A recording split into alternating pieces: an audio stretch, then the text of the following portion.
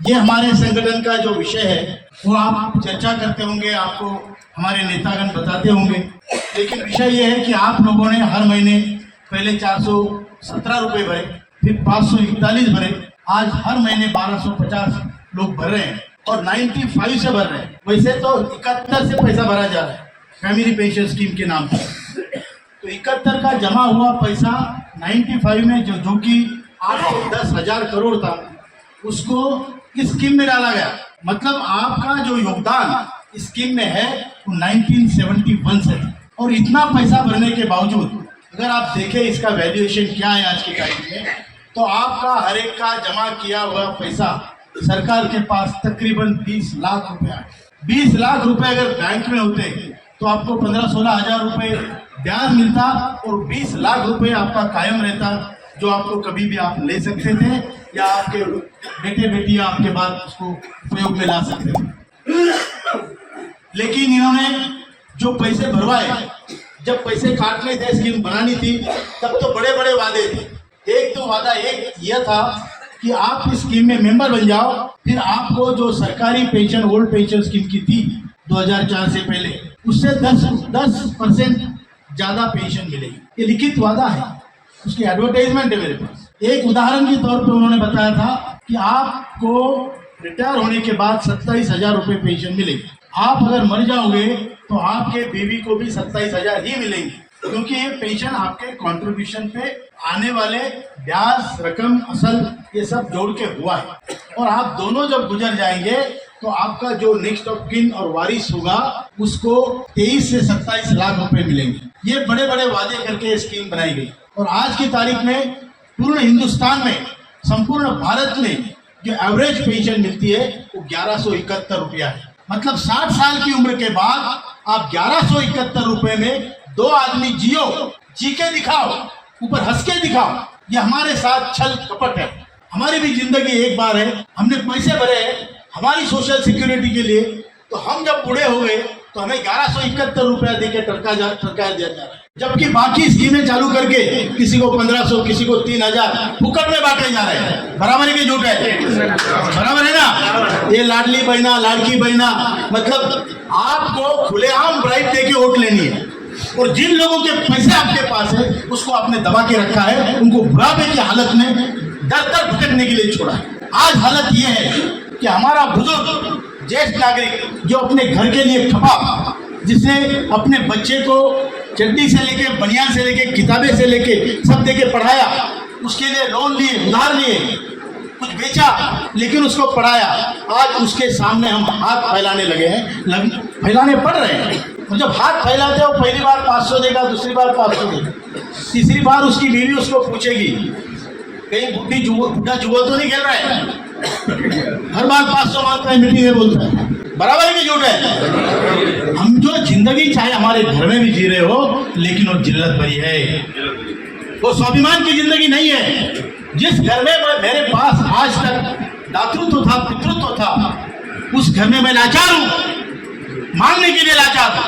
अगर मेरी बहू मेरे सामने थाली पटकती है और कहती है कि खा लो, तो मेरी ये कहने की हिम्मत नहीं कि बहू ये संस्कृति नहीं है, नहीं कह सकता मैं। इसलिए मुझे इन्होंने मेरा सब कुछ मेरे पास होते हुए इनके पास दिया होने के कारण इन्होंने आज मुझे अपाहिज बना दिया, अपने ही घर में मुझे बेगाना बना दिया, क्योंकि मेरे पास इतनी शक्ति इन्होंने नहीं रखी, ये सिस्टम ने, व्यवस्था ने इतनी भी शक्ति नहीं रखी कि अगर मेरी नाती, मेरी पोती मेरे पास दौड़ते आए तो मैं 400-500 रुपए का फ्रॉक खरीदूं।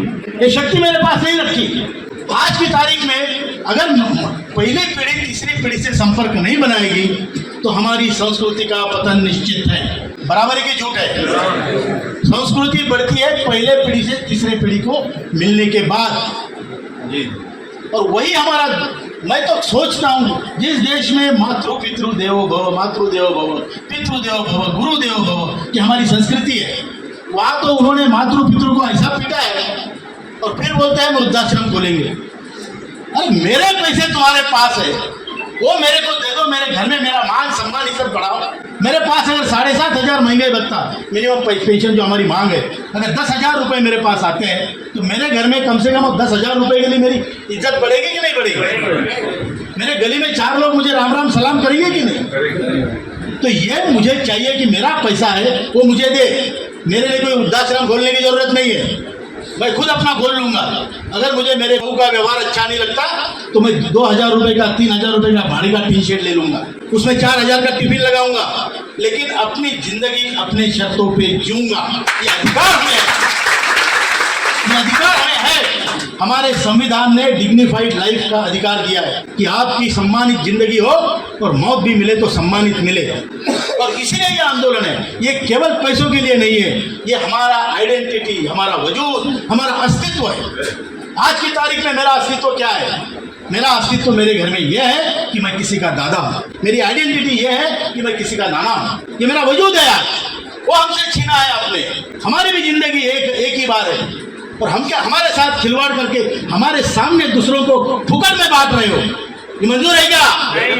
मंजूर है क्या? हमारा दुर्दैव ये है कि जिन लोगों को हम मांगने जा रहे हैं कटोरा लेके कि हमारा पैसा है भाई साहब आपके पास, वो थोड़ा सा हमको दे दो, हमारी जिंदगी थोड़ी बहुत सुधर जाएगी। वो है कौन? वो 4 फुकट पेंशन पाने वाले सांसद, उनको फुकट चाहिए और हमारा मेहनत का पैसा इन्होंने दबा के रखा है। गुस्सा आएगा कि नहीं आएगा? आएगा कि नहीं आएगा? तो इसलिए हम गुस्से में हैं। हमारे पैसों का हमारी जिंदगी के साथ खिलवाड़ किया, हमारे साथ भी दलाली ही कर रहे हैं। बराबर की झूठ है। तो आपको आपका हक देने के लिए कोई नहीं आएगा। आपके पास मैं जानता हूँ पैसा नहीं है, उम्र नहीं है, आरोग्य नहीं है, लेकिन लड़ना जरूरी है। आपको लड़ना पड़ेगा अपनी खुद की जिंदगी के लिए, अपने वजूद के लिए। आप मुझे बताओ, अगर आप सब्जी खरीदने जाते हैं तो 10 रुपए की सब्जी अगर खरीदते हो, थोड़ी कम देता है तो आप उसे झगड़ करते हो, बराबर है कि नहीं? क्यों?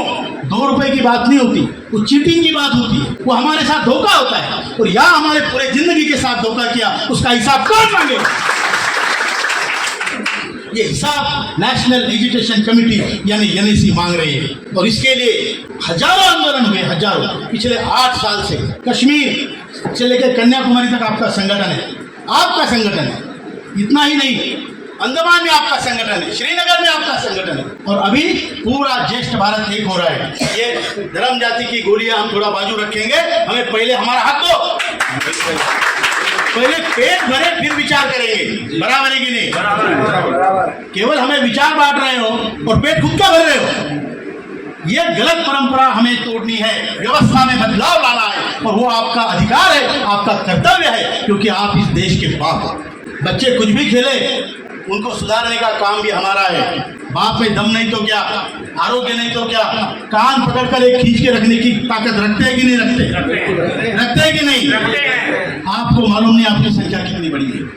इस देश में EPS 95 के क्षेत्र में काम करने वालों की संख्या है 29.88 करोड़, लगभग 30 करोड़ लोग हो आप। और आप अकेले नहीं हो, आपके घर में कम से कम पत्नी तो होगी, भले ही सभा में ना लेके आए हो, लेकिन घर में तो है, बराबर है। तो ये है, इतने लोग होने के बावजूद हम आज ऐसी जिंदगी जी रहे हैं कि हमें मांगना पड़ रहा है, घसीटना पड़ रहा है। इसलिए हमको एक होना है। इस देश को दिशा निर्देशन करने का आपका कर्तव्य भी है और अधिकार भी, और इसलिए ये सब कर रहे हैं। आपको बता दूं, आपके पास पैसा है, आपके फंड में 10 लाख करोड़ आज पेंशन फंड में है। कितने? एक पे कितने जीरो मुझे अभी तक मालूम नहीं, आपको मालूम है?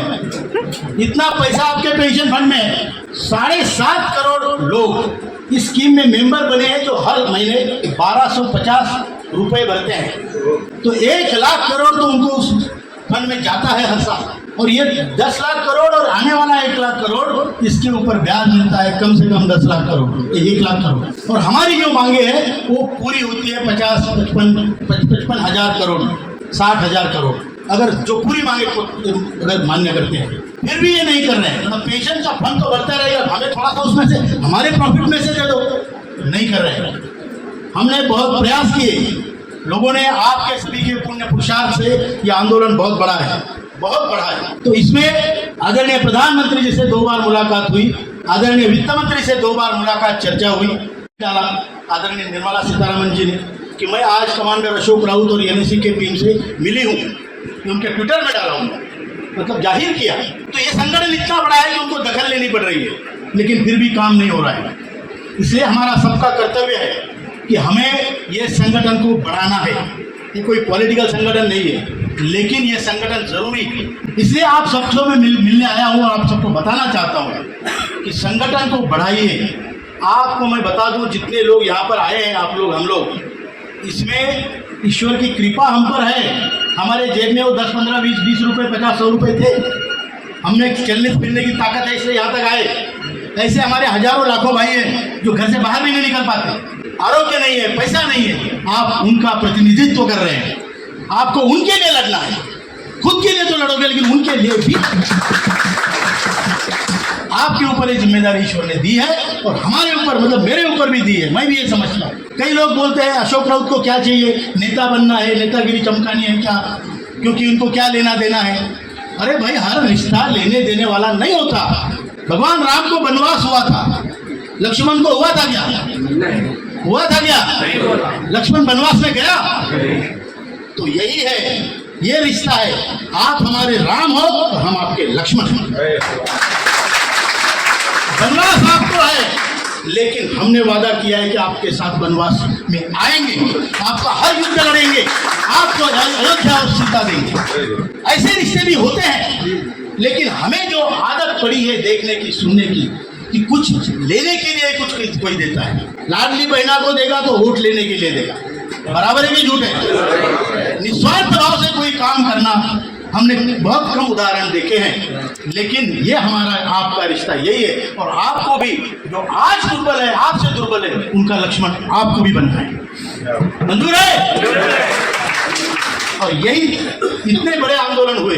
भाई साहब ने बताया, रामलीला ग्राउंड, जंतर मंतर, गली मोहल्ला, हर जगह आंदोलन हुए। तमिलनाडु में आंदोलन, श्रीनगर में आंदोलन, उत्तराखंड में आंदोलन, अंडमान में आंदोलन, एनएसी का बोर्ड ले, सब तरफ हो रहा है। सरकार देख रही है। और कल हमारे गुर्जर साहब बोल रहे थे आप आज महाराष्ट्र में होने चाहिए, लेकिन महाराष्ट्र का इलेक्शन है। महाराष्ट्र का दौरा हमने 1 महीने पहले किया। बहुत सारे जगह बड़े बड़ी सभाएं हुई, बड़ी बड़ी हजारों लोगों की सभाएं हुई।